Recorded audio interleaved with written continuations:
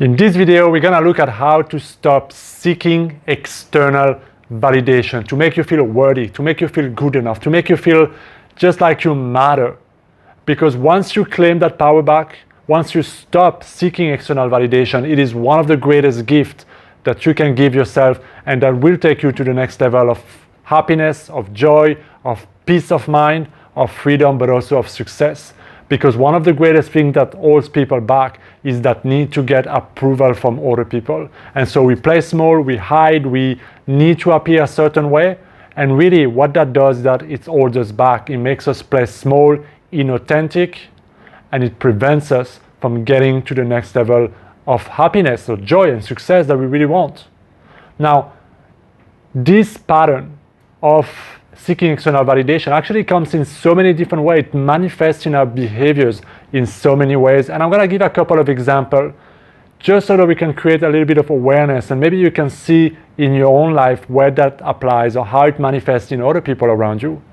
Because awareness is power.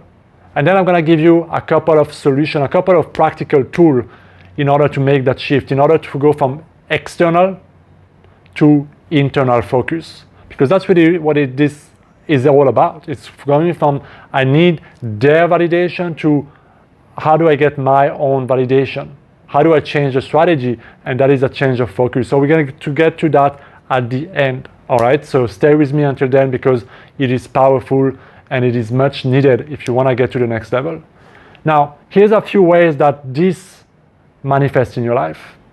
One of the biggest, most obvious way this need for external validation appears is people seeking other people's opinion before making a decision, before choosing or before committing. So you have a decision to make, you're unsure, you have a level of uncertainty, you don't know what's right, what's wrong, what's the best way, what's the best ideal outcome. You're not sure how other people will perceive you maybe. So what you do is you ask other people for their opinion and permission. And often it doesn't appear that way because you just feel like, well, I'm just gonna try to find what other people will do, but it comes from a place of insecurity. We don't want to be judged, we don't want to fail, we don't want to make mistakes, we don't want to make the wrong decision, because ultimately we don't trust ourselves that we could handle it if I make the decision. But if somebody else tells me, there's a sense of relief. Well, that's what they will do, it's okay. And there's that sense of validation. It's okay, you can do it, you can try. It's like it's not really my responsibility. I've been told to do that. Just like a kid. When you're a kid, often we rely on our parents to tell us, do this, this is the right thing to do. And so that pattern, when your parents make all your decisions for you, tend to follow you even in adult life. And a lot of adults these days still struggle to make decisions, especially important decisions. So if you are unable to make decisions on your own and you need approval or you need permission or you need other people to make a decision for you or to tell you what to do, you need to stop focusing on yourself, and you need to create this ability to make your own decision. It is critical. In my life, when I was younger, I used to ask everybody questions about what should I do, what do you think this is the right thing to do, whether it was my parents, whether it was friends, whether it was family or my brother, simply because I was too insecure to make my own choice and my own decisions, until I learned to make fast, rapid decisions and to deal with the consequences when it don't work. But what it does is that it creates a level of trust with yourself, but it also makes you step up and become your own leader, your own power, your own leading force. So that is the first way this manifests in life. The next one is having your sense of self-worth rely on how other people see you and what they think of you. We attach our self-worth, how we are, our confidence on other people's opinion, and we let other people decide how worthy we are.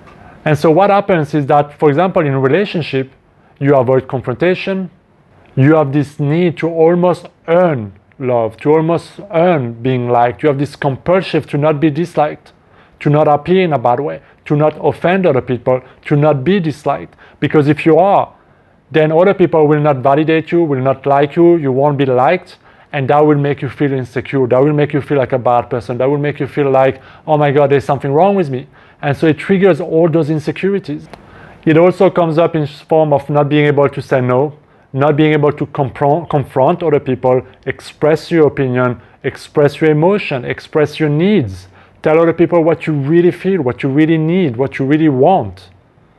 And one of the greatest way it also manifests is in your inability to deal with failure, your obsession with not making mistakes, not appearing bad, not appearing ugly, not appearing weak, not appearing anything that you think will make other people see you as bad, as not good enough. And so it makes you care too much about what other people think of you.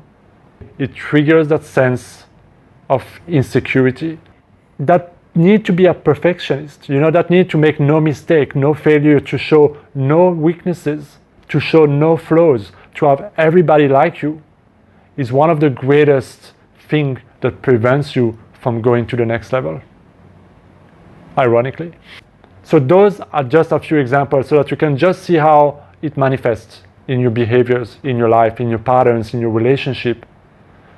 So this need to have external validation, you can see and you can imagine just how costly it can be for your happiness, for your success, for your peace of mind, for creating the life that you truly want.